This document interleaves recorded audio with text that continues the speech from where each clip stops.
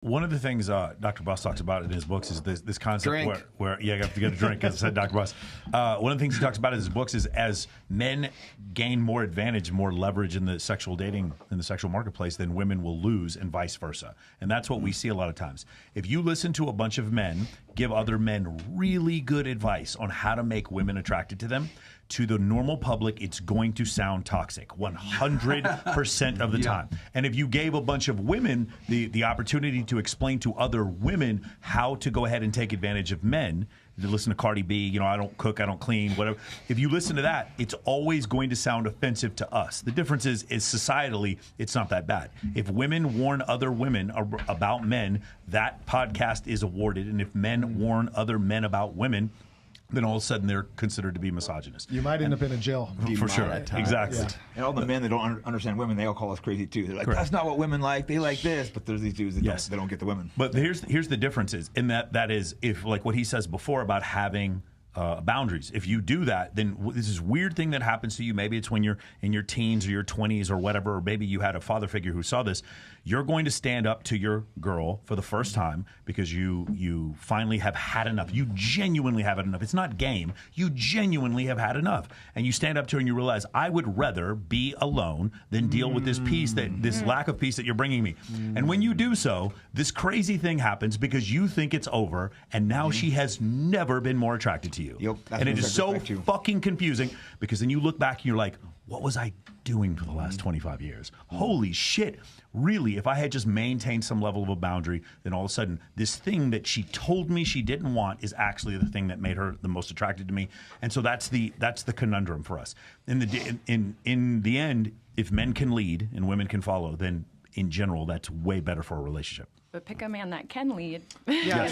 Can I piggyback off of that? Yes. Agreed. Yeah. I think a lot of women get really like super emotional about like throwing that narcissism word around, like, you're a narcissist, And you hate women. misogynist. And it's like, I've never seen like you guys podcast. My daughter's dad watches you, but so I've heard it in the background, but I didn't really know. I just know what people say, but I was like, okay, I'm going to receive them as who they are today and what I see.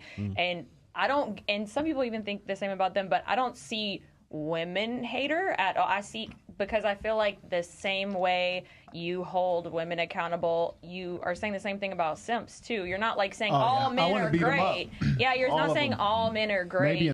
Like simps are things up too. Like men need to be men and women be women, and I respect that and I get that, and I think that's lost on a lot of women because we hear something and it feels like an attack, and it's like, no, they're saying fuck the simps too. So you want to know why? Get that. Because women are the real. Yeah. I'll explain to you. During the course of this conversation, we've stated many times, this is a general fact. This is an objective fact in the general.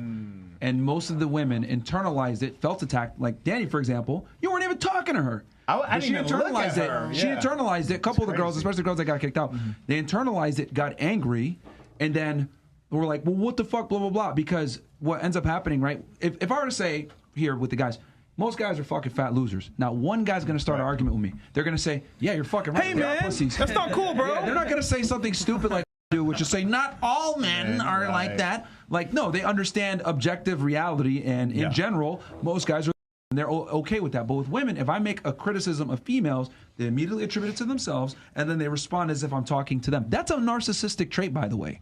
And the thing is that the other reason, too, why I say are far more narcissistic than men are, is because you guys have to be. You have to be extremely vain. You have to worry about your looks. You have to maintain your beauty as much as you can because that's your primary agency. So if we were to sit there and like take 100 men and 100 women, I guarantee you a larger majority of the female are going to be narcissists than the men. By far. Not even close. So whenever girls say, he's a narcissist, blah, blah, blah, I like kind of laugh because I'm like, well, most women are. Yeah, like you're the narcissist. Yeah. You can't go outdoors without painting your face. Stop it. You'll risk your life to get bigger breasts or bigger butt. Like you'll risk dying for that. Like come on. It's crazy because and it's the number one thing I noticed when talking with women versus talking with men. We've interviewed almost 3,000 girls. The number one thing, biggest difference is when I say something objectively, women attribute it to themselves. When I say things objectively, men are able to look outside the box and be like, you're correct about that. I might not agree with it. I don't like it, but it is true. And they will not attribute it to themselves.